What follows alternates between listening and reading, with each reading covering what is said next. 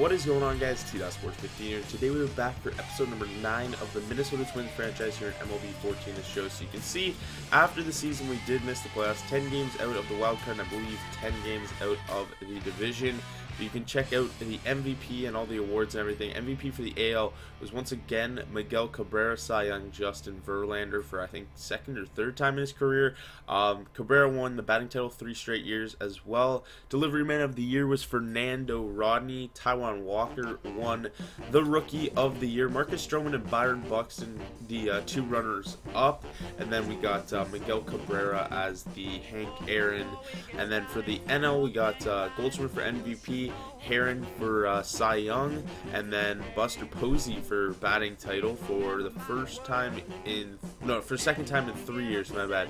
Delivery man of the year, obviously that is only one for the 2 leagues. Gregory Polanco won the Rookie of the Year for the NL, and then Paul Goldschmidt won the Hank Aaron for the NL. So you can check out our lineup here, check out some stats and everything. I think we had 9 or 10 guys in double digits for home runs. It was really surprising. Well, the biggest surprises were like Dozier, Buxton, Pinto, and Nunez all had over 10 home runs, which was very surprising. And Geraldo Parra also had 9. So we had a lot of pop in our lineup. We want to definitely get a better team in the offseason. So we're going to head to the offseason here.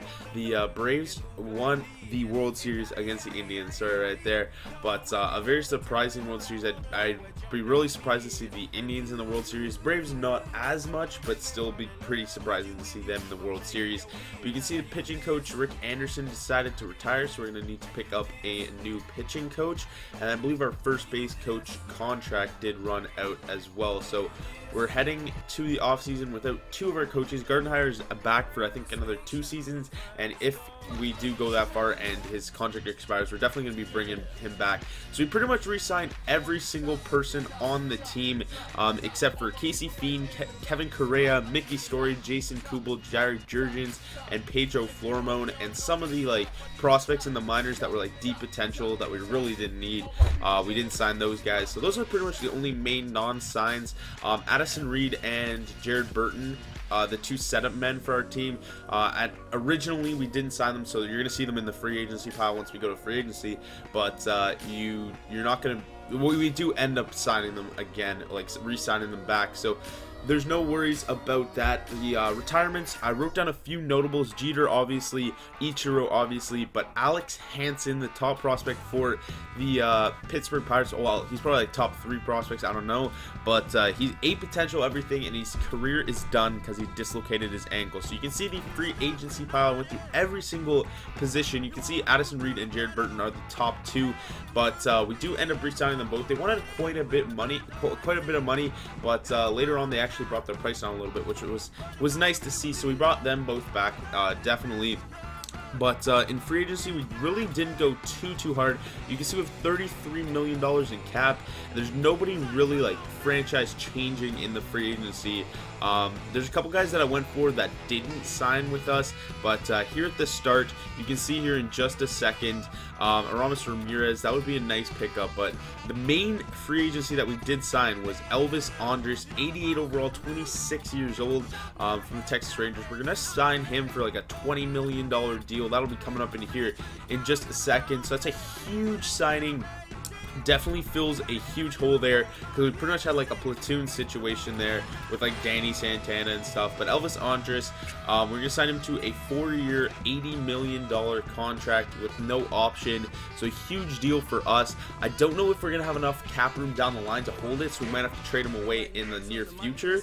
But hopefully we can hold on to him for the next 4 years with that salary cap. But if we can't, we can always move him because he's probably got a ton of trade value. But we're definitely gonna hold on to him for at least a couple years because he's a really good player. Going to be at that top of the order with Byron Buxton. They're going to be 1-2. But you can see here the first trade in the offseason we're going to make is a huge one. It's going to be Daniel Hudson and Danny Santana for Yoenis Cespedes and Scott Kazmir. So I will have a link to a sports blog, which I'm going to start up doing, and it's going to talk about all the trades that I've done in the offseason, all the acquisitions, explaining them, because a lot of them do make sense, but it's hard to explain them in such a short time. This next move is going to be Chris Parmelee, Eddie Rosario, and Brian Dozier for our new starting catcher, Jonathan Lucroy. So a huge pickup here.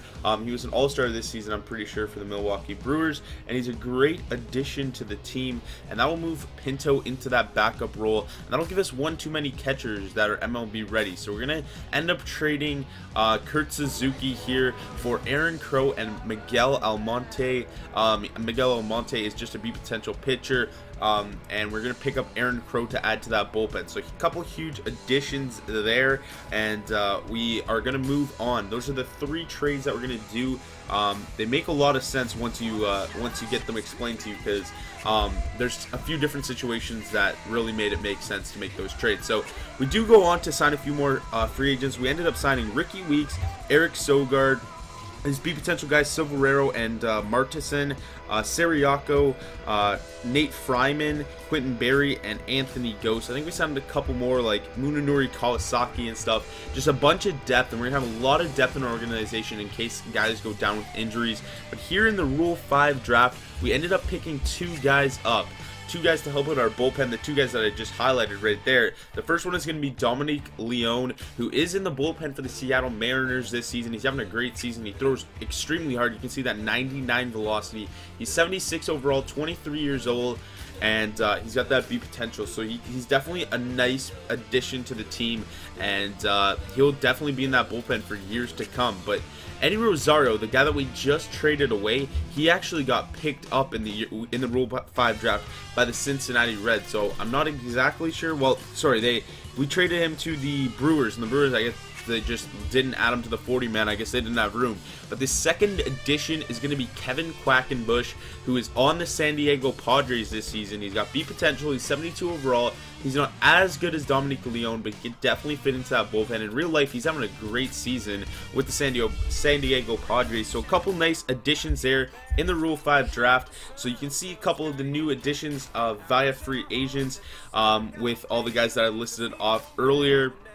But we're definitely going to have a deep team, because like guys like Nate Fryman, they could be MLB bench bats, but they're going to be playing in AAA for us. One big loss that we had was Cole Calhoun. I really would have liked to get him. He's sort of one of my more liked players in the MLB. Not like my favorite guy, but I would have liked to have him, and then we could have sent like Oswaldo Arcia down to the minors or something. But the team's still going to be looking good heading into Game 1 of the regular season. We're going to get into showing you guys the lineup and everything here at the end of the video. You can see Anthony Ghost we pick up. Like, these are a bunch of guys that we're just picking up that could really help with the team if somebody went down with injury. But right here is the arbitration date for Addison Reed. The arbitration office, they actually sided with our organization, so his contract is going to be $1 million for the 2015 season. But what that means, we have to re-sign him to a new contract at the end of this season. And then we went to the what's it called, renewable contracts, and I believe Yordano Ventura actually accepted his 6-year $12 million contract the day before the it would have been renewable contract. So he actually accepts that 6-year deal, which was a nice deal for us. And we're going to get into the pitching rotation and lineups here to cap off the video once we are done simulating the offseason. So this is going to be our pitching rotation. Scott Kazmir, Martin Perez, Phil Hughes, and then Kyle Zimmer and Alex Meyer are going to be in the rotation to start the season off. And then the bullpen is pretty much going to be the same except for Quackenbush, Leone, and Crow. So pretty much the exact same there except for those 3 guys. And then the starting lineups has changed immensely. You can check it out there. That's what it's going to be for most of the season pretty much, unless we do end up making a trade of some sort. But that's going to do it for this one, guys. Hopefully you did enjoy, and I'll see you guys in the next one. Peace.